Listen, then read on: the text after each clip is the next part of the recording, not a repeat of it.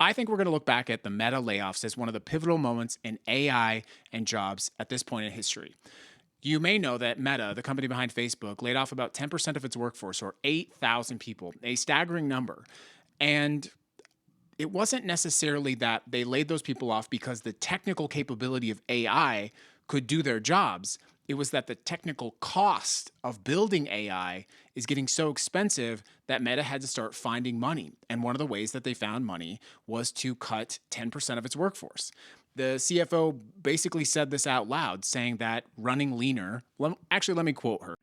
We believe a leaner operating model will allow us to move more quickly while also helping to offset the substantial investment we are making. So, offset right there.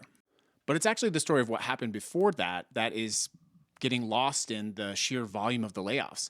In April, Meta announced and deployed something called the MCI, the Model Capability Initiative. And what that did is they deployed software to their employees' computers that started monitoring their keystrokes and their mouse clicks and took screenshots of what they were doing. And they took all of that data and they fed it into their AI models. They were teaching their models how their employees were using computers. And of course, Meta Meta said out loud, they said, we're not going to use this information to analyze your performance. But obviously, it's understandable how some Meta employees felt like they were actively training their replacements. And when you look at what MCI was gathering, it's understandable how they might feel that way.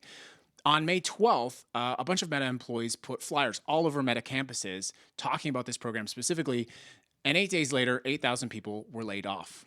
In this instance, Meta did not lay off 8,000 employees necessarily because those employees' work was replaced by technical capability from artificial intelligence. It was that Meta is moving so fast to build artificial intelligence and they need a lot of money. And one of the ways that they did that was by laying off 8,000 people. Those employees, as the CFO said, helped to run leaner to offset the cost of their capital expansion. We can no longer ignore the fact that AI is causing people to lose their jobs. In this specific instance, it was not the technical capacity, it was the sheer cost of AI and a rapid growth of AI. We are certainly heading into something with AI and job displacement. And whether that is the stock market or payroll or the trauma of losing your job, we can no longer ignore the cost of this. It is not something that we can simply offset.